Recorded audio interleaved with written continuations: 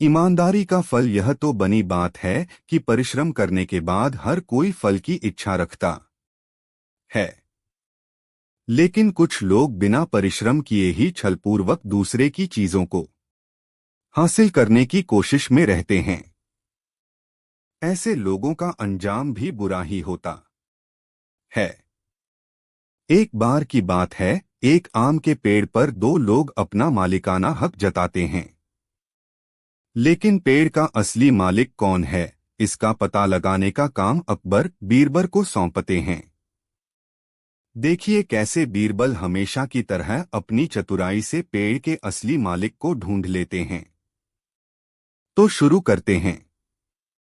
एक बार बादशाह अकबर हमेशा की तरह अपने दरबार में प्रजा की समस्याएं सुन रहे थे। दरबार में सभी लोग अपनी अपनी समस्याएं लेकर पहुंचे थे। इन्हीं में रामू और कमल भी अपनी समस्या के साथ दरबार आए थे। रामू और कमल दोनों पड़ोसी थे। इनकी समस्या यह थी कि इनके घर के बीच फलों से लबालब भरा हुआ एक आम का पेड़ था, जिस पर दोनों ही अपना अपना मालिकाना हक जता रहे थे। रामू का कहना था कि यह पेड़ उसका है और कमल झूठ बोल रहा है। वहीं कमल का कहना था कि इस पेड़ का असली मालिक वह खुद है और रामू झूठ बोल रहा है।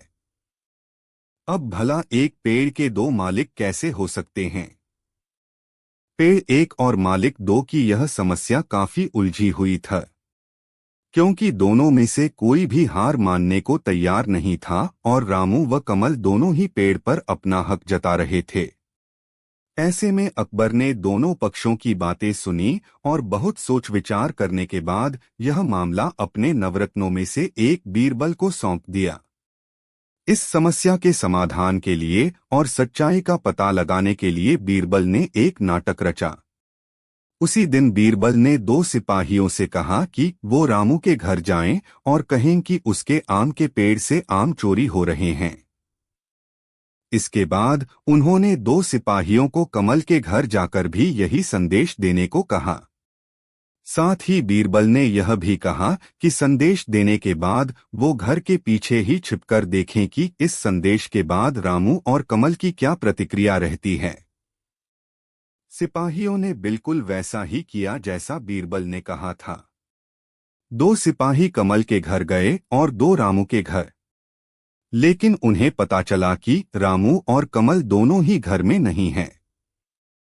ऐसे में सिपाहियों ने उनकी पत्नियों को यह संदेश दे दिया कि पेड़ से आम चोरी हो रहे हैं। कमल जब घर आया तो उसकी पत्नी ने उसे आम के चोरी की बात बताई। यह सुनकर कमल ने कहा, अरे भाग्यवान, पहले खाना तो खिला दो। आम के चक्कर में अब क्या भूखा बैठा रहूं? और वैसे भी कौन सा वह हमारा अपना है? चोरी हो रही है तो होने दो।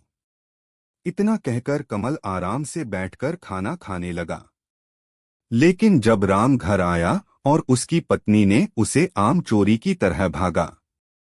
उसकी पत्नी ने पीछे से आवाज लगाई कि अरे, खाना तो खा लीजिए। रामू ने कहा, खाना तो सुबह भी खा सकता हूं, लेकिन अगर आज आम चोरी हो गए तो मेरे पूरे साल की मेहनत पर पानी फिर जाएगा। सिपाहियों ने दोनों के घर के बाहर छिपकर यह सारा नजारा देखा और दरबार जाकर बीरबल को सारी बात बताई। अगले दिन कमल और रामू दोनों दरबार में हाजिर हुए और दोनों के सामने बीरबल ने अकबर से कहा, जहांपना, सारी समस्या की जड़ आम का पेड़ है। ऐसे में क्यों न हम वो पेड़ ही कटवा दें? न रहेगा बांस, न बजेगी बांसुरी। अकबर ने इस बारे में रामू और कमल से पूछा कि इस बारे में आप दोनों का क्या ख्याल है। इस पर कमल ने कहा, हुजूर, आपकी हुकूमत है, आप जैसा कहेंगे मैं उसे चुपचाप स्वीकार कर लूंगा। लेकिन रामू ने कहा, मालिक, मैंने 7 साल तक इस पेड़ को सींचा है। आप भले ही यह पेड़ कमल को दे दीजिए, लेकिन कृपा इसे ना कटवाएं। मैं आपके आगे हाथ जोड़ता हूं मालिक। कमल और रामू की बात सुनकर जब अकबर ने बीरबल की ओर देखा और कहा कि तुम्हारा क्या कहना है बीरबल? इसके बाद बीरबल ने अकबर को बीती रात का किस्सा बताया और कहा कि जहांपना, पेड़ एक और मालिक दो, ऐसा भला कैसे हो सकता है। कल रात हुई घटना और आज हुई इस बात के बाद यह साबित हो चुका है कि रामू ही पेड़ का असली मालिक है और कमल झूठ बोल रहा है। पेड़ के असली मालिक का पता बहुत ही समझदारी से लगाने के लिए अकबर ने बीरबल को पुरस्कार दिया और साथ ही उन्होंने अपने हक के लिए लड़ने के लिए रामू को भी बधाई दी। अकबर ने चोरी करने और झूठ बोलने के लिए कमल को जेल में बंद करने का खोई प्रतिष्ठा। बादशाह अकबर मुगल काल के सबसे प्रसिद्ध बादशाह माने जाते थे। अकबर बड़े शौकीन और खुशमिजाजी किस्म के बादशाह थे। एक बार की बात है कि बादशाह अकबर का जन्मदिन नजदीक आ रहा था। जन्मदिवस को मनाने के लिए विशाल दरबार सजाया गया था। सभी दरबारी और बादशाह अकबर के रिश्तेदार आने लगे और बादशाह को उनके जन्मदिन की बधाई देने लगे। हर कोई बादशाह को खुश करने के लिए उनके लिए कुछ न कुछ तोहफा जरूर लाता। बादशाह सभी के तोहफों को अपने हाथ से स्वीकार कर अपने सेवक को दे देते। बादशाह को अलग अलग किस्म के इत्र का बहुत मोह था। बादशाह अपने मन ने आस दबाए थे कि अभी तक कोई विशेष इत्र नहीं आया। तभी कोई मित्र बादशाह के लिए इत्र लेकर आया। बादशाह ने इत्र को देखकर अपना संयम खो दिया और उस इत्र की सीसी को अपने दाएं हाथ में लेकर बाएं हाथ को पीछे किया और उस सीसी को थोड़ा टेढ़ा करते हुए मुस्कराए और बोले, हमारी नजरें सारे तोहफों में इसी की तलाश में थी। इतने में इत्र की एक बूंद नीचे गिर गई। गिरती हुई बूंद ठीक बादशाह के सामने थी। अब बादशाह उस बूंद को किसी भी तरह व्यर्थ नहीं जाने देना चाहते। फट से बूंद को लपकना चाहा, परंतु बूंद सोफे पर गिर गई और उस सोफे की रुई की गहराई में समा गई। बादशाह की इस हरकत को बीरबल ने देख लिया और ऐसा करते हुए बादशाह अकबर ने भी बीरबल को देख लिया। बादशाह फटाक से अपने मूल चरित्र में आए। बादशाह रात भर सोए नहीं, इस बात को लेकर कि बीरबल उनके बारे में क्या सोचेगा। सारी रात बादशाह बाएं हाथ को सर के नीचे और दाएं हाथ से दाढ़ी को सहलाते रहे और सुबह इसका हल निकालने का निश्चय किया। ऐसा विचार कर बादशाह सो गए। सुबह उठते ही बादशाह ने अपने 7-8 सेवकों को बुलाया और हुक्म दिया कि जाओ अपने महल में जितना भी इत्र हैं सारे इत्र को एक हौद में डाल दो। हुक्म पाकर सारे नौकर झटाक से सारे महल को छानबीन कर फटाक से सारे इत्र को हौद में डाल दिया। फिर बादशाह ने सारे मंत्रिमंडल को दरबार में इकट्ठा किया ताकि सभी लोग अकबर की महानता को समझ सके। फिर बादशाह ने एक गुहार लगाई कि बादशाह अकबर के दरबार से जिस किसी को जितना चाहिए उतना इत्र ले जाएं। ऐसा करके बादशाह ये दिखाना चाहते थे कि वो इत्र की एक बूंद तो क्या पूरे हौद की कुर्बानी देने को तैयार हैं।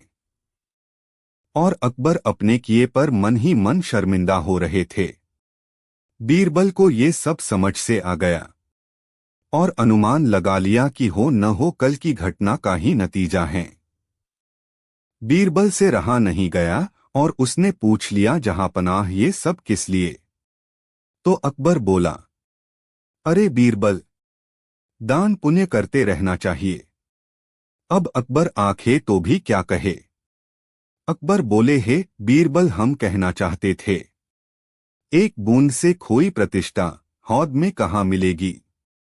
लेकिन बीरबल चुप रहे और मन में मुस्कराकर बादशाह के काम की तारीफ करने लगे। अकबर बीरबल की मजेदार कहानी भाग 1। जादुई गधा। एक बार बादशाह अकबर ने जोधा बेगम के जन्मदिन के अवसर पर उन्हें एक बेशकीमती हार दिया। बादशाह अकबर का उपहार होने के कारण जोधा बेगम को वह हार अति प्रिय था। उन्होंने उसे बहुत संभालकर एक संदूक में रखा था। एक दिन श्रृंगार करते समय जब हार निकालने के लिए जोधा बाई ने संदूक खोला तो उन्होंने वह गायब पाया। घबराते हुए वो तुरंत राजा अकबर के पास पहुंची और उन्हें अपना बेशकीमती हार खो जाने की जानकारी दी। अकबर ने उन्हें वह हार कक्ष में अच्छी तरह ढूंढने को कहा, लेकिन वह हार नहीं मिला। अब अकबर और जोधा बेगम को यकीन हो गया कि हो न हो उस शाही हार को किसी ने चुरा लिया है। अकबर ने तुरंत बीरबल को बुलवा भेजा और सारी बात बताकर शाही हार खोजने की जिम्मेदारी उसे सौंप दी। बीरबल ने बिना देर किए राजमहल के सभी सेवक सेविकाओं को दरबार में हाजिर होने का फरमान जारी करवा दिया। कुछ ही देर में दरबार लग चुका था। अकबर अपनी बेगम के साथ शाही तख्त पर बैठे थे। सभी सेवक सेविकाएं दरबार में हाजिर थे। बस बीरबल कहीं गायब हो गया था। सब बीरबल के आने का इंतजार करने लगे, लेकिन 2-3 घंटे बीत जाने पर भी बीरबल नहीं आया। बीरबल की इस गुस्ताखी पर अकबर आगब बूला होने लगे। दरबार में बैठने का कोई औचित्य न देख वे जोधा बेगम के साथ उठकर वहां से जाने लगे। ठीक उसी वक्त बीरबल ने दरबार में प्रवेश किया। उसके साथ एक गधा भी था। देरी होने के लिए अकबर से माफी मांगते हुए वह बोला, जहांपना, माफ कीजिएगा, इस गधे को खोजने में मुझे समय लग गया। सबकी समझ के परे था कि बीरबल अपने साथ वो गधा दरबार में लेकर क्यों आया है। बीरबल सबकी जिज्ञासा शांत करते हुए बोला, ये कोई साधारण गधा नहीं है, ये एक जादुई गधा है। मैं ये गधा यहाँ इसलिए लाया हूं ताकि ये शाही हार के चोर का नाम बता सके। बीरबल की यह बात सुनकर सभी हका बका रह गए। बीरबल की यह बात अब भी किसी के पल्ले नहीं पड़ रही थी। बीरबल कहने लगा, मैं इस जादुई गधे को पास ही के एक कक्ष में ले जाकर खड़ा कर रहा हूं। एक एक कर सभी सेवक सेविकाओं को उस कक्ष में जाना होगा और इस गधे नहीं। वह कक्ष में जाकर बस जोर से चिल्लाकर बाहर आ गया, इसलिए इसके हाथ में उस इत्र की सुगंध नहीं आ रही है। इससे सिद्ध होता है कि यही चोर है। उस चोर को बंदी बनाकर शाही हार बरामद कर लिया गया और उसे कठोर सजा सुनाई गई। इस बार बीरबल की अक्लमंदी की जोधा बेगम भी कायल हो गई और उन्होंने अकबर से कहकर बीरबल को कई उपहार दिलवाए। बादशाह अकबर का गुस्सा। एक बार की बात है, बादशाह अकबर के शयन कक्ष में सफाई करते समय एक सेवक के हाथ से बादशाह अकबर का पसंदीदा फूलदान टूट गया। फूलदान टूटने पर सेवक घबरा गया। उसने चुपचाप फूलदान के टुकड़े समेटे और उन्हें बाहर फेंक आया। अकबर जब शयन कक्ष में आए तो उन्हें अपना मनपसंद फूलदान गायब दिखा। उन्होंने सेवक को बुलाकर उसके बारे में पूछा तो डर के मारे सेवक ने झूठ कह दिया, जहां पनाह मैं वह फूलदान साफ करने घर ले गया था। इस वक्त वो वहीं है। अकबर ने सेवक को तुरंत वह फूलदान घर जाकर लाने का आदेश दे दिया। यह आदेश पाकर सेवक के डर के मारे पसीने छूटने लगे। बात छुपाने का कोई औचित्य ना देख उसने अकबर को सब कुछ सच सच बता दिया और हाथ जोड़कर माफी मांगने लगा। अकबर फूलदान टूटने की बात पर तो उतने नाराज नहीं हुए, लेकिन उन्हें सेवक का झूठ बोलना हजम नहीं हुआ और उन्होंने उसे फांसी की सजा सुना दी। सेवक गिड़गिड़ाता रहा, लेकिन बादशाह अकबर ने उसकी एक बात भी नहीं सुनी। अगले दिन अकबर ने दरबार में इस विषय को चर्चा का मुद्दा बनाया और दरबारियों से पूछा, क्या आप में से किसी ने कभी झूठ बोला है? सारे दरबारियों ने एक स्वर में इनकार कर दिया। जब अकबर ने बीरबल से पूछा तो बीरबल बोला, जहांपना, हर इंसान कभी ना कभी झूठ बोलता है। मैंने भी बोला है। मुझे लगता है कि जिस झूठ से किसी को नुकसान न पहुंचे उसे बोलने में कोई बुराई नहीं है। बीरबल की बात सुनकर अकबर बहुत गुस्सा हो गए। उन्होंने उसे फांसी की सजा तो नहीं सुनाई, किंतु उसे अपने दरबार से निकाल दिया। बीरबल तुरंत दरबार छोड़कर चला गया। उसे अपनी चिंता नहीं थी, किंतु बिना बात के सेवक का फांसी पर चढ़ जाना उसे स्वीकार नहीं था। वह उस सेवक को बचाने की युक्ति सोचने लगा। कुछ सोच विचार उपरांत उसने घर की जगह सुनार की दुकान की राह पकड़ ली। सुनार को उसने सोने से धान की बाली बनाने कहा। अगली सुबह सुनार ने बीरबल को सोने की बनी धान की बाली बनाकर दे दी, जिसे लेकर बीरबल अकबर के दरबार पहुंचा। दरबार से निकाले जाने के बाद भी वहां आने का बीरबल का साहस देखकर अकबर बहुत नाराज हुए। लेकिन बीरबल ने उन्हें अपनी बात सुनने के लिए किसी तरह राजी कर लिया। वह सोने की बनी धान की बाली अकबर को दिखाते हुए बोले, जहांपना, एक बहुत ही महत्वपूर्ण बात आपको बतानी थी, इसलिए मुझे यहां आना पड़ा। कल शाम घर जाते समय रास्ते में मेरी मुलाकात एक सिद्ध महात्मा से हुई। उन्होंने मुझे ये सोने की धान की बाली देकर कहा कि किसी उपजाऊ भूमि में इसे लगा देना, इससे उस खेत में सोने की फसल होगी। मैंने एक उपजाऊ भूमि खोज ली है। मैं चाहता हूं कि सभी दरबारी और आप भी इसे लगाने उस खेत में चलें। आखिर देखें तो सही कि महात्मा की कही बात सच है या नहीं। बादशाह अकबर बीरबल की बात मान गए और दूसरे दिन सही समय पर खेत में पहुंचने के लिए दरबारियों को आदेशित कर दिया। अगले दिन सभी दरबारी और बादशाह अकबर सही समय पर खेत पर पहुंचे।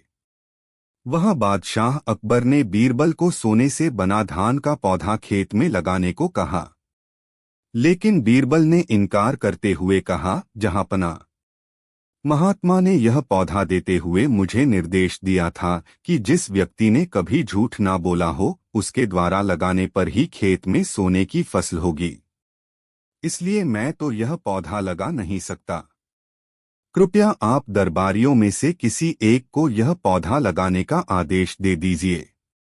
अकबर ने जब दरबारियों से धान का वह पौधा लगाने कहा तो कोई सामने नहीं आया। अकबर समझ गए थे कि सभी ने जीवन में कभी ना कभी झूठ बोला है। तब बीरबल ने वह पौधा अकबर के हाथ में दे दिया और बोला, जहांपनाह, यहाँ तो कोई भी सच्चा नहीं है, इसलिए ये पौधा आप ही लगाएं। लेकिन बादशाह अकबर भी वह पौधा लेने में हिचकने लगे और बोले, बचपन में हमने भी झूठ बोला है। कब ये याद नहीं, पर बोला है, इसलिए हम भी यह पौधा नहीं लगा सकते। यह सुनने के बाद बीरबल मुस्कुराते हुए बोला, जहांपनाह, इस पौधे को मैंने सुनार से बनवाया है। मेरा उद्देश्य मात्र आपको यह समझाना था कि दुनिया में लोग कभी न कभी झूठ बोलते ही हैं। जिस झूठ से किसी का बुरा ना हो, वह झूठ झूठ नहीं माना जाता। बादशाह अकबर अब बीरबल की बात समझ गए थे। उन्होंने उसे वापस अपने दरबार में स्थान दे दिया और उनकी सूझबूझ को देखते हुए उन्हें पुरस्कृत भी किया और अपने उस सेवक की फांसी की सजा माफ कर दी। तो आपको मेरी यह कहानी कैसी लगी, कमेंट में जरूर बताएं।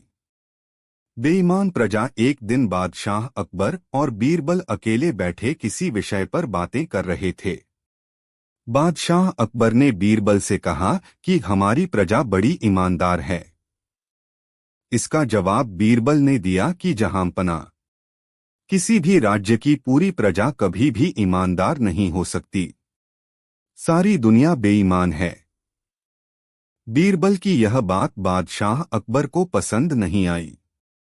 उन्होंने बीरबल से पूछा, आप ऐसा क्यों कह रहे हैं? बीरबल ने उत्तर दिया कि जहांपना, मैं बिल्कुल सच कह रहा हूं। आप चाहो तो अब मैं अपनी बात सिद्ध कर सकता हूं। बीरबल का आत्मविश्वास देखकर बादशाह अकबर ने कहा, ठीक है, जाओ अपनी बात साबित करके दिखाओ। बादशाह अकबर की इजाजत पाकर बीरबल पूरी जनता की बेईमानी को बाहर निकालने की योजना सोचने लगे। उसने मन ही मन सोचा कि लोग सरेआम बेईमानी नहीं करते हैं, इसलिए कुछ अलग करना होगा। कुछ सोचने के बाद बीरबल के मन में एक विचार आया। बीरबल ने पूरे राज्य में घोषणा की कि बादशाह अकबर एक बड़ा भोज आयोजित करना चाहते हैं। इसके लिए वह चाहते हैं कि सभी लोग इसमें अपना योगदान दें। आप लोगों को ज्यादा कुछ नहीं करना है, बस बर्तन में ढेर सारा दूध डाल दें। जनता की तरफ से इतना योगदान काफी है। इसकी घोषणा करने के बाद एक दो बड़े मटके अलग अलग जगहों पर रख दिए गए। उसके बाद सभी गांव वालों ने सोचा कि बाकी लोग तो दूध डालेंगे, लेकिन मैं क्यों दूध बर्बाद करूं, मैं तो पानी डाल दूंगा। इतने सारे दूध में पानी का किसी को कुछ पता नहीं चलेगा। बीरबल खुद उन मटकों के पास मौजूद थे। वो दोनों मटके बहुत बड़े थे। लोग आते और अपने बर्तन खाली करके चले जाते। शाम तक यही प्रक्रिया चली। शाम तक वह बर्तन भर गया था। बीरबल बादशाह अकबर और कुछ रसोइयों को अपने साथ उस जगह पर लेकर गए जहां बर्तन रखे गए थे। बादशाह जिस किसी भी देखते, उन्हें दूध नहीं, केवल पानी ही नजर श्री बर्तनों। यह सब देखकर बादशाह अकबर हैरान रह गए।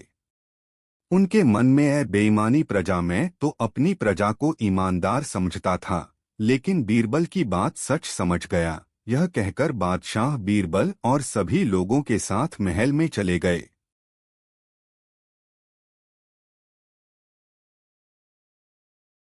अकबर का भाई। जब बादशाह अकबर बहुत छोटे थे, तब उनकी मां का देहांत हुआ था। वह बहुत छोटे थे, इसलिए उन्हें मां के दूध की आवश्यकता थी। महल में तब एक दासी रहती थी, जिसका शिशु भी अकबर की आयु था। वह नन्हे अकबर को दूध पिलाने को राजी हो गई। दासी का वह पुत्र व अकबर दोनों साथ साथ दासी का दूध पीने लगे। दासी के पुत्र का नाम हाफिज था। क्योंकि हाफिज व अकबर ने एक ही मां का दुग्धपान किया था, इसलिए वे दूध भाई हो गए थे। अकबर को हाफिज से बहुत लगाव था। समय बीतता रहा। अकबर बादशाह भारत देश के सर्वाधिक शक्तिशाली सम्राट बने, लेकिन हाफिज एक मामूली दरबारी तक न बन पाया। उसकी मित्रता जुआरियों के साथ थी और कुछ ऐसे लोग भी उसके साथी थे जो पैसा फिजूल बहाया करते थे। एक समय ऐसा आया जब हाफिज के पास 2 समय के भोजन के लिए भी पैसा पास न था। लोगों ने तब उसे बादशाह के पास जाने को कहा। हाफिज ने बादशाह अकबर के पास जाने की तैयारी शुरू कर दी। हाफिज के दरबार में पहुंचते ही बादशाह ने उसे ऐसे गले लगाया जैसे उसका सगा भाई ही हो। लंबे अरसे के बाद हाफिज को देखकर बादशाह अकबर बेहद खुश थे। उन्होंने उसकी हर संभव सहायता करनी चाहिए। हाफिज को अकबर ने दरबार में नौकरी दे दी। रहने के लिए बड़ा मकान, नौकर चाकर, घोड़ा गाड़ी भी दी। निजी खर्च के लिए एक मोटी रकम हर महीने उसको मिलती थी। अब हाफिज की जिंदगी अमन चैन से गुजर रही थी। उसे किसी चीज की कोई कमी नहीं थी। यदि तुम्हारी कुछ और जरूरतें हों तो बेहिचक कह डालो, सब पूरी की जाएंगी, बादशाह अकबर ने हाफिज से कहा। तब हाफिज ने जवाब दिया, आपने अब तक जितना दिया है वह काफी है शाही जीवन बिताने को, बादशाह सलामत। आपने मुझे इज्जत बख्शी, सर उठाकर चलने की हैसियत दी। मुझसे ज्यादा खुश और कौन होगा। मेरे लिए यह भी फक्र की बात है कि देश का सम्राट मुझे अपना भाई मानता है। और क्या चाहिए मुझे, कहते हुए उसने सिर खुजाया। होठों पर एहसान भरी मुस्कान थी, लेकिन लगता था उसे कुछ और भी चाहिए था। वह बोला, मैं महसूस करता हूं कि बीरबल जैसे बुद्धिमान व योग्य व्यक्ति के साथ रहूं। मेरी ख्वाहिश है कि जैसे बीरबल आपका सलाहकार है, वैसा ही मुझे भी कोई सलाह देने वाला हो। बादशाह अकबर ने हाफिज की यह इच्छा भी पूरी करने का फैसला किया। उन्होंने बीरबल को बुलाकर कहा, हाफिज मेरे भाई जैसा है। मैंने उसे जीवन के सभी ऐशो आराम उपलब्ध करा दिए हैं, लेकिन अब वह तुम्हारे जैसा योग्य सलाहकार चाहता है। तुम अपने जैसा बल्कि यह समझो अपने भाई जैसा कोई व्यक्ति लेकर आओ जो हाफिज का मन बहला सके। वह बातूनी न हो पर जो भी बोले नाप तौल कर बोले। उसकी बात का कोई मतलब होना चाहिए। समझ गए न कि मैं क्या चाहता हूँ। पहले तो बीरबल समझ ही न पाया कि बादशाह ऐसा क्यों चाहते हैं। उसे हाफिज में ऐसी कोई खूबी दिखाई नहीं दे रही थी। जी हुजूर, बीरबल बोला, आप चाहते हैं कि मैं ऐसा आदमी खोजकर लाऊं जो मेरे भाई जैसा हो। ठीक समझे हो, बादशाह ने कहा। अब बीरबल सोचने लगा कि ऐसा कौन हो सकता है जो उसके भाई जैसा हो। हाफिज भाग्यशाली है जो बादशाह उसे अपना भाई मानते हैं और उसे सारे ऐशो आराम उपलब्ध करा दिए हैं। लेकिन बीरबल को हाफिज की यह मांग जची नहीं कि उसके पास भी बीरबल जैसा सलाहकार हो। बादशाह बेहद सम्मान करते थे बीरबल का और बीरबल भी बादशाह पर जाना छिड़कता था। लेकिन हाफिज तो इस लायक कतई नहीं था। अब बीरबल सोच ही रहा था कि समस्या को हल कैसे किया जाए, तभी पास की पशुशाला से सांड के रंभाने की आवाज आई। बीरबल तुरंत खड़ा हो गया। आखिरकार उसे अपने भाई जैसा कोई मिल ही गया था। अगले दिन उस सांड के साथ बीरबल महल में जाकर अकबर के सामने खड़ा हो गया। तुम अपने साथ इस सांड को लेकर यहाँ क्यों आए हो? बीरबल अकबर ने पूछा। यह मेरा भाई है, बादशाह सलामत, बीरबल बोला। हम दोनों एक ही माँ का दूध पीकर बड़े हुए हैं। गौ माता का दूध पीकर, इसलिए यह सांड मेरे भाई जैसा है।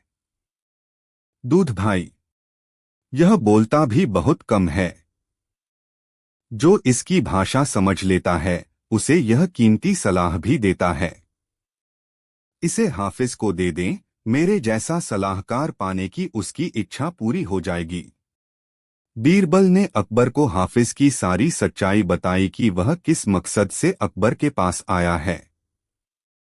बीरबल का यह बात सुनकर अकबर को अपनी गलती का एहसास हुआ। तब उन्हें लगा कि जैसे उन जैसा कोई दूसरा नहीं, वैसे ही बीरबल भी एक ही है। अकबर और बीरबल की अनोखी किताब। एक बार की बात है, अकबर ने दरबार में घोषणा की, हम चाहते हैं कि बीरबल हमें एक ऐसी किताब लाकर दे जिसमें पूरी दुनिया का ज्ञान समाहित हो। बीरबल ने सिर हिलाते हुए कहा, जहां पनाह, मुझे कुछ समय दें, मैं आपकी इच्छा पूरी करूंगा। अकबर ने बीरबल को 1 महीने का समय दिया। बीरबल ने अपने घर जाकर इस समस्या पर गहराई से सोचा।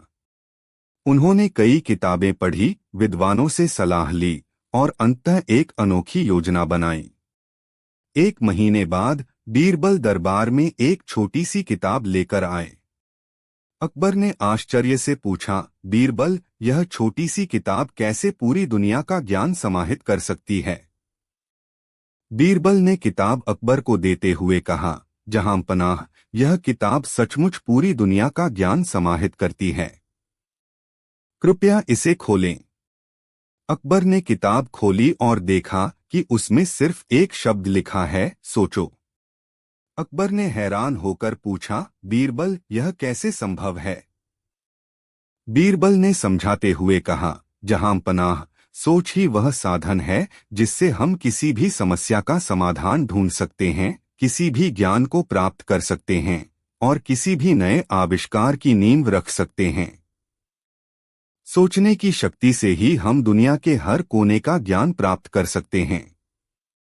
यह एक शब्द ही सारी किताबों का सार है। अकबर ने बीरबल की बुद्धिमानी की सराहना की और कहा, बीरबल, तुमने सही कहा। सोच ही वह शक्ति है जिससे हम सभी ज्ञान और समझ प्राप्त कर सकते हैं। तुम्हारी इस छोटी सी किताब में वास्तव में पूरी दुनिया का ज्ञान समाहित है। इस प्रकार बीरबल ने अपनी सूझबूझ से फिर साबित कर दिया कि सबसे जटिल समस्याओं का समाधान सबसे सरल विचारों में छुपा होता है। कहानी अकबर की खोई हुई चूड़ी। एक दिन अकबर और बीरबल अपने महल में बैठे थे। अकबर ने बीरबल से कहा, बीरा, मेरी एक चूड़ी कहीं खो गई है। मैं तुम्हें कह रहा हूँ, चूड़ी अगर नहीं मिली तो तुम्हें अपने सभी गहने चुकाने पड़ेंगे। बीरबल ने मुस्कराते हुए कहा, मुझे पूरा यकीन है कि चूड़ी जल्दी मिल जाएगी। लेकिन आप चिंता न करें, मैं इसे ढूंढने के लिए एक तरीका निकाल लूंगा। बीरबल ने महल के सभी नौकरों को बुलाया और उन्हें कहा कि वे चूड़ी को ढूंढें। उसने एक बड़ी चादर मंगवाई और सभी नौकरों को कहा कि वे चादर को उठाकर उसकी आड़ में झांकते रहें। सभी लोग सोचने लगे कि बीरबल का यह तरीका अजीब है, लेकिन उन्होंने इसका पालन किया। फिर बीरबल ने एक नौकर से कहा, जैसे ही चादर को ऊपर उठाओ, ध्यान रखो कि चूड़ी को ना देखो। सभी नौकरों ने चादर को ऊपर उठाया और देखा कि चूड़ी वहां नहीं थी। अचानक एक नौकर ने चादर को झाड़ते हुए चूड़ी को पाया। चूड़ी मिल गई और अकबर ने बीरबल की चतुराई की तारीफ की। अकबर ने हैरानी से पूछा, बीरबल, तुमने यह तरीका कैसे सोचा? बीरबल ने मुस्कराते हुए जवाब दिया, मुझे पता था कि चूड़ी की तलाश में हर कोई ध्यान लगाएगा, लेकिन चादर की आड़ में झांकने से चूड़ी आसानी से मिल जाएगी। अकबर ने बीरबल की चालाकी पर हंसते हुए कहा, तुम्हारी चतुराई हमेशा हमें प्रभावित करती है, बीरबल। इस प्रकार बीरबल की चतुराई से अकबर की खोई हुई चूड़ी मिल गई और सभी ने मिलकर एक खुशी भरी शाम मनाई। अकबर और बीरबल की झील का रहस्य। एक दिन अकबर ने बीरबल को एक चुनौती दी, बीरबल, हमारे राज्य के एक दूरदराज गांव में एक झील है। गांव वाले कहते हैं कि इस झील में एक रहस्यमय शक्ति है जो किसी भी इच्छा को पूरा कर सकती है। लेकिन कोई भी यह जानने में सफल नहीं हुआ कि यह शक्ति क्या है। क्या तुम इसका रहस्य जान सकते हो? बीरबल ने चुनौती स्वीकार की और गांव की ओर रवाना हो गए। झील पर पहुंचकर बीरबल ने ध्यान से झील का निरीक्षण किया। झील के किनारे कुछ गांव वाले तैर रहे थे और बच्चे खेल रहे थे, लेकिन बीरबल ने महसूस किया कि झील के बीच में एक विशेष किस्म की चट्टान थी। बीरबल ने चट्टान के करीब जाकर उसकी जांच की। उन्होंने देखा कि चट्टान के नीचे एक छोटा सा गड्ढा था जिसमें लगातार कुछ झिलमिलाते हुए पदार्थ तैर रहे थे। बीरबल ने गड्ढे को और गहराई से देखने के लिए कुछ पत्थर फेंके और पाया कि नीचे एक पुराना बर्तन था। बीरबल ने उस बर्तन को निकाला और उसे साफ किया। बर्तन में एक पुराना पत्र था जिसमें लिखा था, इस झील की शक्ति उसकी साफ और निर्मलता में है। जब भी कोई व्यक्ति अपने दिल की सच्ची इच्छा लेकर इस झील के पानी में अपनी सोच डालता है तो उसकी इच्छा पूरी हो जाती है। लेकिन अगर उसकी इच्छा स्वार्थी या गलत हो तो उसे कुछ नहीं मिलेगा। बीरबल ने पत्र अकबर को दिखाया और कहा, जहां पनाह, झील की शक्ति उसकी निर्मलता और गांव वालों की सच्ची इच्छाओं में छिपी हुई है। जो भी व्यक्ति सच्चे दिल से अपनी इच्छा रखता है वह पूरी होती है। अकबर ने बीरबल की सूझबूझ की सराहना की और कहा, बीरबल, तुमने हमें यह सिखाया कि सबसे बड़ी शक्ति सच्चे और ईमानदार इरादों में ही होती है। इस प्रकार बीरबल ने एक बार फिर साबित कर दिया कि सच्चाई और ईमानदारी से बड़ी कोई शक्ति नहीं होती। अकबर और बीरबल की मिठाई की साजिश। एक दिन बादशाह अकबर ने दरबार में घोषणा की कि वह बीरबल के ज्ञान और बुद्धिमानी की एक और परीक्षा लेना चाहते हैं। उन्होंने कहा, हम बीरबल को एक मुश्किल स्थिति में डालेंगे और देखेंगे कि वह कैसे बाहर निकलते हैं। अकबर ने बीरबल को बुलाया और कहा, बीरबल, आज मैं तुम्हें एक मुश्किल काम सौंपता हूं। तुम्हें यह पता लगाना है कि दरबार के सभी सदस्य कौन सी मिठाई सबसे ज्यादा पसंद करते हैं, लेकिन तुम्हें किसी से सीधे नहीं पूछना है। बीरबल ने कुछ सोचा और कहा, जहां पनाह, मैं यह काम आज ही पूरा करूंगा। बीरबल ने एक योजना बनाई। उन्होंने दरबार के सभी सदस्यों को एक भोज के लिए आमंत्रित किया और विभिन्न प्रकार की मिठाइयां परोसीं। भोज के दौरान बीरबल ने सभी को मिठाई की तारीफ करने के लिए कहा। उन्होंने ध्यान से देखा कि कौन सी मिठाई सबसे जल्दी खत्म हो रही है और कौन लोग बार बार उसी मिठाई को ले रहे हैं। भोज के बाद बीरबल ने अकबर से कहा, जहां पनाह, मैंने पता लगा लिया है कि दरबार के सदस्य कौन सी मिठाई सबसे ज्यादा पसंद करते हैं। अकबर ने पूछा, अच्छा बताओ कौन सी मिठाई। बीरबल ने मुस्कुराते हुए कहा, जहां पनाह, सबसे ज्यादा पसंद की जाने वाली मिठाई गुलाब जामुन है। मैंने देखा कि यह मिठाई सबसे जल्दी खत्म हो गई और अधिकांश सदस्य इसे बार बार ले रहे थे। अकबर ने बीरबल की बुद्धिमानी की तारीफ की और कहा, बीरबल, तुमने फिर से साबित कर दिया कि तुम्हारी सूझबूझ और चतुराई से कोई भी समस्या हल की जा सकती है। इस प्रकार बीरबल ने एक और मुश्किल चुनौती को सफलतापूर्वक पूरा किया और दरबार में अपनी प्रतिष्ठा को और भी मजबूत किया। अकबर और बीरबल का अदृश्य खजाना। एक दिन अकबर ने बीरबल से कहा, बीरबल, मैंने सुना है कि तुम किसी भी समस्या का हल निकाल सकते हो। आज मैं तुम्हें एक चुनौती देना चाहता हूँ।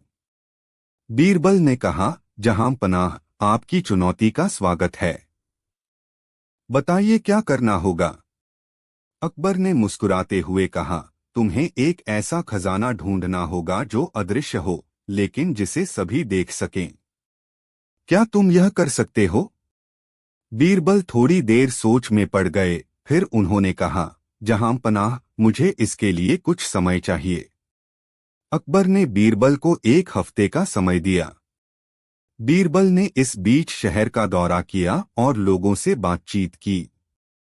एक हफ्ते बाद बीरबल दरबार में वापस आए और उन्होंने कहा, जहां पनाह, मैंने वह अदृश्य खजाना ढूंढ लिया है। कृपया मेरे साथ चलिए। अकबर और दरबारी बीरबल के साथ चल दिए। बीरबल उन्हें शहर के एक हिस्से में ले गए जहां एक बड़ा पानी का तालाब था। बीरबल ने कहा, जहां पनाह, यह तालाब वह अदृश्य खजाना है। अकबर ने आश्चर्य से पूछा, बीरबल, यह तो सिर्फ एक तालाब है, इसमें अदृश्य खजाना कहाँ है? बीरबल ने मुस्कुराते हुए कहा, जहां पनाह, यह तालाब ही हमारा खजाना है। इसे सभी देख सकते हैं लेकिन इसकी महत्वता को कम ही लोग समझते हैं। यह पानी हमें जीवन देता है, हमारी फसलें इसी पानी से उगती हैं और यही पानी हमें ताजगी और ऊर्जा देता है। यह खजाना अदृश्य इसलिए है क्योंकि हम इसे अक्सर नजरअंदाज कर देते हैं, लेकिन यह सबसे महत्वपूर्ण खजाना है जो हमारे पास है। अकबर ने बीरबल की बुद्धिमानी की तारीफ की और कहा, बीरबल, तुमने सही कहा। हमें अपने संसाधनों का सम्मान करना चाहिए और उनकी देखभाल करनी चाहिए। यह तालाब वाकई में हमारा सबसे बड़ा खजाना है। इस प्रकार अकबर और बीरबल ने सबको यह सिखाया कि हमारे आसपास के साधारण चीजें भी सबसे बड़ा खजाना हो सकती हैं, बस हमें उनकी कदर करनी चाहिए। अकबर और बीरबल की खास बिरयानी। एक दिन बादशाह अकबर ने दरबार में घोषणा की, आज हम सभी को एक खास दावत देंगे। इस दावत में बिरयानी होगी, लेकिन हमारी शर्त यह है कि यह बिरयानी सबसे स्वादिष्ट होनी चाहिए। दरबारियों में हड़कंप मच गया। हर कोई सोच रहा था कि कैसे सबसे स्वादिष्ट बिरयानी बनाई जाए। तभी बीरबल ने मुस्कुराते हुए कहा, जहां पनाह, अगर आप अनुमति दें तो मैं यह काम अपने हाथ में ले सकता हूं। अकबर ने बीरबल को अनुमति दे दी। बीरबल ने सभी दरबारियों को अपने पास बुलाया और उन्हें अपने अपने घर से एक एक खास मसाला लाने के लिए कहा। सभी दरबारियों ने अपने घर से एक एक मसाला लाकर बीरबल को दिया। बीरबल ने सभी मसालों को मिलाकर बिरयानी बनाई। जब बिरयानी तैयार हुई तो उसे बादशाह के सामने परोसा गया। अकबर ने पहला निवाला मुंह में डाला और उनके चेहरे पर एक बड़ी मुस्कान फैल गई। उन्होंने कहा, यह बिरयानी तो वाकई में बहुत स्वादिष्ट है। ऐसा कौन सा खास मसाला डाला गया है? बीरबल ने मुस्कुराते हुए कहा, जहां पनाह, यह बिरयानी सबके योगदान से बनी है। हर किसी ने अपने घर से एक खास मसाला लाकर दिया, इसलिए यह इतनी स्वादिष्ट बनी है। अकबर ने खुश होकर कहा, बीरबल, तुमने साबित कर दिया कि सबके योगदान से ही सबसे बेहतरीन चीजें बनती हैं। आज से हम इस बिरयानी को खास बिरयानी कहेंगे। और इस तरह अकबर और बीरबल ने सभी को सिखाया कि टीम वर्क से ही सबसे अच्छे परिणाम मिलते हैं। बादशाह का जन्मदिन और बीरबल की बुद्धिमानी। अकबर के जन्मदिन का दिन नजदीक आ रहा था और पूरे राज्य में तैयारियां जोरों पर थीं। महल को सजाने और उत्सव मनाने के लिए विभिन्न कार्यक्रम आयोजित किए जा रहे थे। दरबारियों ने भी अकबर को उपहार देने की योजना बनाई थी। इस खास मौके पर हर कोई चाहता था कि उनका तोहफा सबसे अनोखा और यादगार हो। बीरबल ने भी कुछ अलग करने की ठानी। उन्होंने सोचा कि इस बार बादशाह को एक ऐसा उपहार दिया जाए जो न केवल यादगार हो बल्कि एक महत्वपूर्ण संदेश भी दे सके। उन्होंने अपनी योजना को अंजाम देने के लिए कुछ खास इंतजाम किए। जन्मदिन की सुबह दरबार सजेधजे लोगों से खचाखच भरा हुआ था। हर कोई बादशाह को उपहार देने और उनकी तारीफ पाने के लिए उत्सुक था। एक एक करके सभी दरबारियों ने अपने उपहार प्रस्तुत किए। किसी ने सोने का मुकुट दिया तो किसी ने कीमती रत्नों से जड़ा हुआ तलवार। लेकिन बीरबल अभी तक कुछ नहीं लाए थे। अकबर ने बीरबल से मुस्कुराते हुए पूछा, बीरबल, तुमने तोहफा नहीं लाया?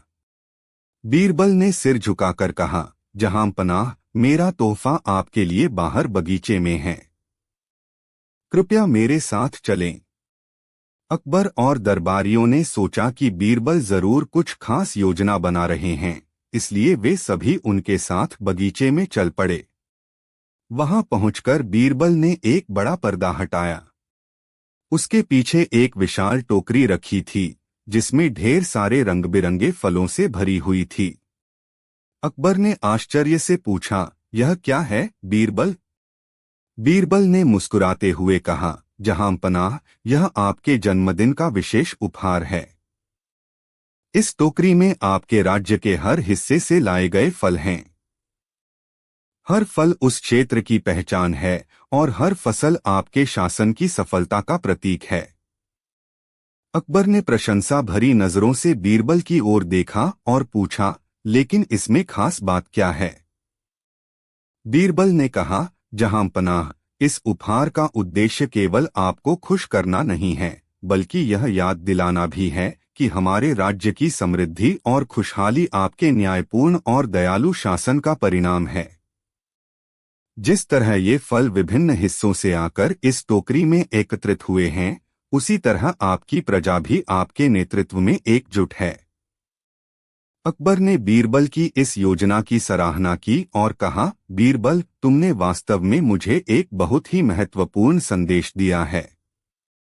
इस उपहार ने मुझे यह याद दिलाया कि हमारे राज्य की खुशहाली और हमारी प्रजा की भलाई ही सबसे महत्वपूर्ण है। बीरबल ने आगे कहा, जहां पनाह, इस टोकरी में एक और खास बात है।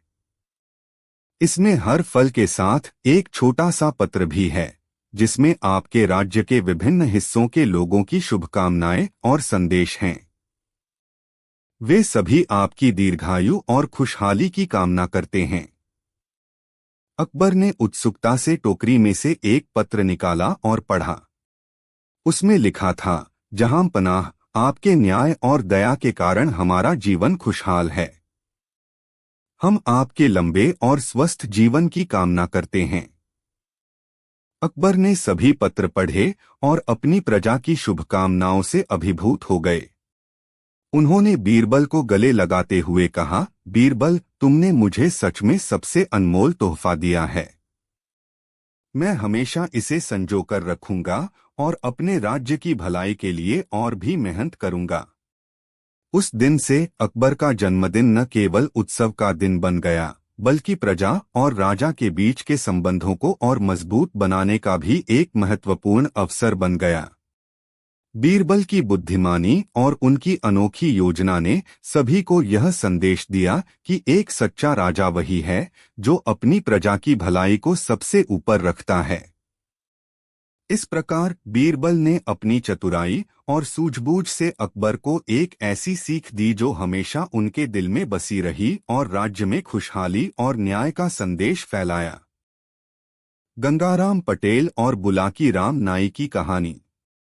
एक दिन अकबर के दरबार में गंगाराम पटेल और बुलाकी राम नाई के बीच झगड़ा हुआ। गंगाराम एक समृद्ध किसान था, जबकि बुलाकी एक प्रसिद्ध नाई था। दोनों के बीच एक गंभीर विवाद था जो अब दरबार तक पहुंच गया था। गंगाराम ने अकबर से कहा, जहां पनाह, बुलाकी राम नाई ने मेरे खेतों से सीमेंट के पत्थर चुरा लिए हैं। मैंने उसे बहुत समझाया, लेकिन उसने मेरी बात नहीं मानी और अब वह मेरे खेतों में बने खड्डों को भरने से मना कर रहा है। बुलाकी ने विरोध करते हुए कहा, जहां पनाह, गंगाराम झूठ बोल रहा है। मैंने कोई पत्थर नहीं चुराए और खड्डों को भरने का काम मैं खुद कर रहा हूं। अकबर ने बीरबल की ओर देखा और कहा, बीरबल, इस मामले की जांच करो और समाधान बताओ। बीरबल ने गंगाराम और बुलाकी को खेत में ले जाने के लिए कहा। जब वे वहां पहुंचे तो बीरबल ने खेतों का निरीक्षण किया और खड्डों की गहराई को मापा। फिर उन्होंने गंगाराम से पूछा, गंगाराम, क्या तुम्हारे पास चुराए गए पत्थरों का कोई सबूत है? गंगाराम ने कहा, जहां पनाह, मेरे पास पत्थरों के बारे में कोई ठोस सबूत नहीं है, लेकिन मैंने देखा कि कुछ पत्थर मेरे खेतों से गायब हो गए हैं। बीरबल ने बुलाकी से पूछा, बुलाकी, तुमने खड्डों को भरने का काम क्यों रोका? बुलाकी ने जवाब दिया, जहां पनाह, मुझे खड्डों की गहराई बहुत ज्यादा लगी और मुझे डर है कि यदि मैं उन्हें भर दूं तो फिर से पानी भरने पर यह टूट सकते हैं। बीरबल ने सोचा और कहा, ठीक है, मैं एक तरीका सुझाऊंगा जिससे हमें यह पता चल सके कि पत्थर कहाँ गए हैं और खड्डों की समस्या का समाधान कैसे किया जाए। बीरबल ने गंगाराम और बुलाकी को एक छोटे से गड्ढे को एक विशेष तरह की मिट्टी से भरने के लिए कहा और फिर एक छोटे से पानी की धार को बहाने का आदेश दिया। कुछ समय बाद बीरबल ने गड्ढे की मिट्टी को निकालकर उसमें पत्थरों की पहचान करने का प्रयास किया। जब मिट्टी हटाई गई तो पत्थर दिखे और बीरबल ने कहा, इन पत्थरों के रंग और आकार यह दिखाते हैं कि ये गंगाराम के खेत से ही आए हैं। अब यह साफ हो गया कि पत्थर चुराए गए थे। फिर बीरबल ने खड्डों की गहराई को ध्यान में रखते हुए कहा, खड्डों को भरने के लिए उचित तरीके अपनाए जाएं। यदि भरने का काम ठीक से किया जाए तो कोई समस्या नहीं होगी। अकबर ने कहा, बुलाकी, तुम्हें गंगाराम को उसके चुराए गए पत्थरों का मुआवजा देना होगा और खड्डों को ठीक से भरना होगा। गंगाराम, तुम्हें उचित मुआवजा भी मिलेगा। बुलाकी ने अपने किए पर खेद व्यक्त किया और गंगाराम को पत्थरों का मुआवजा दिया। उसने खड्डों को ठीक से भरने का काम पूरा किया और गंगाराम की समस्याओं को हल किया। गंगाराम ने बीरबल की सूझबूझ की सराहना की और अकबर ने बीरबल की चतुराई की तारीफ की। इस प्रकार बीरबल ने अपनी समझदारी से गंगाराम और बुलाकी के विवाद का समाधान किया और अकबर के दरबार में न्याय की एक और मिसाल पेश की। गंगाराम पटेल और बुखारी की नई कहानी। अकबर के दरबार में एक दिन एक किसान आया जिसका नाम गंगाराम पटेल था।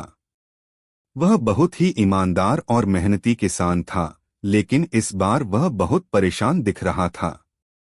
उसके साथ ही एक नया पात्र भी था जिसका नाम बुखारी था। बुखारी अपने आप को एक मशहूर व्यापारी बता रहा था। गंगाराम पटेल ने अकबर को प्रणाम करते हुए कहा, जहां पनाह, मेरी एक बड़ी समस्या है, कृपया मेरी मदद करें। अकबर ने कहा, गंगाराम, तुम्हारी समस्या क्या है? हमें बताओ। गंगाराम ने कहा, जहां पनाह, यह बुखारी नामक व्यापारी मुझे धोखा देकर मेरी जमीन हड़पना चाहता है। उसने मुझसे कहा था कि वह मेरी जमीन पर खेती करेगा और मुझे हर साल उसकी उपज का आधा हिस्सा देगा। लेकिन उसने वादा नहीं निभाया और अब वह कह रहा है कि पूरी जमीन उसकी है। बुखारी ने तुरंत कहा, जहां पनाह, गंगाराम झूठ बोल रहा है। मैंने उससे जमीन खरीदी है और उसके पास इसका कोई सबूत नहीं है। अकबर ने बीरबल की ओर देखा और कहा, बीरबल, इस मामले को सुलझाने के लिए तुम ही कुछ उपाय बताओ। बीरबल ने गंगाराम और बुखारी से पूछा, क्या किसी ने यह लेन देन देखा था या कोई सबूत है? गंगाराम ने कहा, जहां पनाह, यह सौदा हमने गांव के पंचों के सामने किया था। लेकिन अब वे भी बुखारी के पक्ष में हैं, क्योंकि उसने उन्हें पैसे दिए हैं।